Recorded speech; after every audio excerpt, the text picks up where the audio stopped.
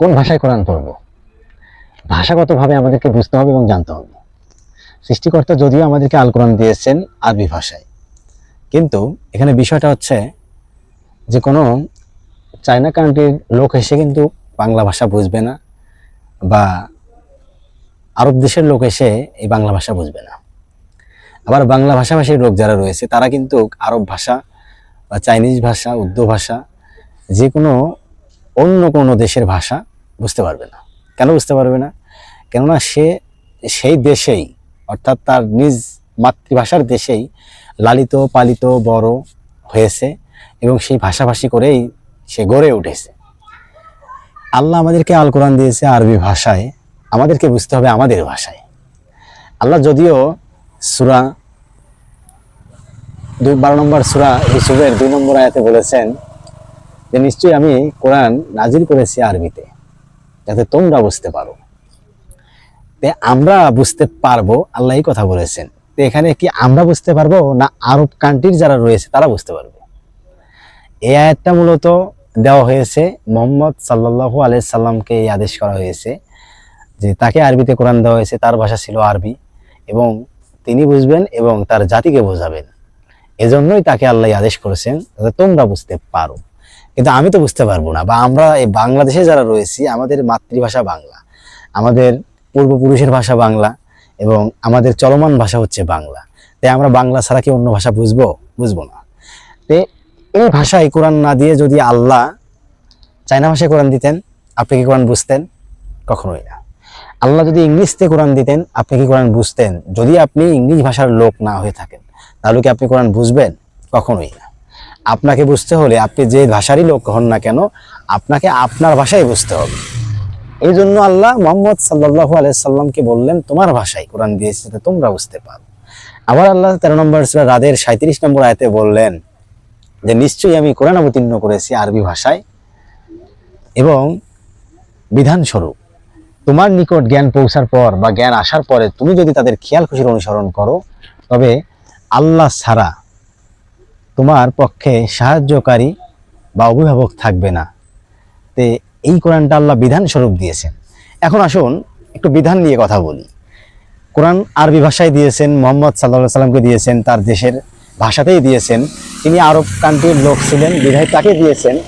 এখন এই বিধান, এই কোরআনটা একটা বিধান। তাহলে এই বিধান মানতে গেলে, বুঝতে গেলে, জানতে গেলে সেই বিধানের ভাষাভাষী লোক হতে হবে আপনাকে।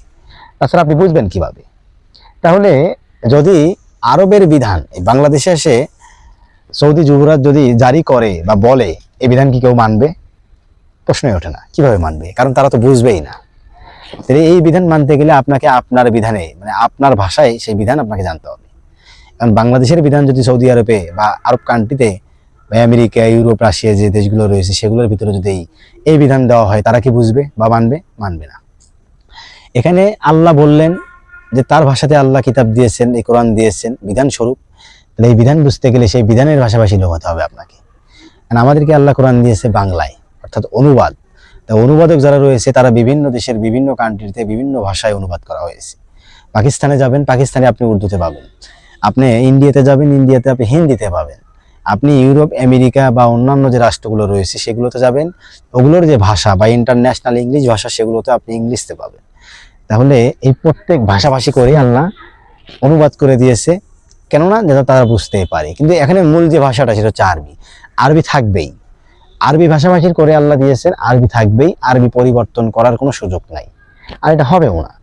এখানে আপনাকে, আমাকে, আনুষঙ্গিক যে মানুষগুলো রয়েছে সকলকে নিজ নিজ ভাষাতেই বুঝতে হবে, জানতে হবে এবং মানতেই হবে। এই যে আল্লাহ বললেন সূরা ইব্রাহিম 4 নম্বর আয়াত, কেন বলেছেন নিজের ভাষায় বুঝতে, নিজের ভাষায় পড়তে, নিজের ভাষায় মানতে? কেননা এখানে আল্লাহ বললেন সূরা ইব্রাহিমের 4 নম্বর আয়াতে যে আমি প্রত্যেক রাসূলকেই তার স্বজাতির ভাষাভাষী করে পাঠিয়েছি যাতে সে সুস্পষ্টভাবে বর্ণনা করে তার জাতির কাছে। তাহলে যদি বাংলাদেশে ধরি, আমি বাংলাদেশের যে জাতি, এই জাতির কাছে এই জাতির ভাষাভাষী করিয়ে আল্লাহ রাসূল পাঠিয়েছে। আমি যদি হিন্দিতে ধরি, ইন্ডিয়াতে আল্লাহ রাসূল পাঠিয়েছেন হিন্দি ভাষাভাষী করিয়ে। আমি যদি বলি আমেরিকাতে আল্লাহ ইংলিশে রাসূল পাঠিয়েছেন, মানে ইংলিশ ভাষা বোঝানোর জন্য। যে প্রত্যেক জাতিতেই, প্রত্যেক ভাষাতেই আল্লাহ রাসূল পাঠান, কেননা এই প্রত্যেক রাসূলই প্রত্যেক ভাষাতেই বোঝানোর জন্য। তাই বুঝতে হবে নিজ ভাষায়। এখানে নিজ নিজ মাতৃভাষাটাই আল্লাহ ব্যবহার করতে বলেছেন। নিজ মাতৃভাষা ছাড়া আপনি বিধানও বুঝবেন না, কিতাবও বুঝবেন না, কোরআনও বুঝবেন না। কেননা আপনার ভাষা আর বাহিরের যে ভাষা সেটা এক নয়। আপনার ভাষা আর কোরআনের ভাষা এক নয়। কোরআন যে ভাষায় এসেছে, কারণ সে ভাষায় রাসূল পাঠিয়েছিলেন, সে কারণেই আল্লাহ সেই ভাষাতেই, সেই জাতিতেই আল্লাহ কোরআন দিয়েছে।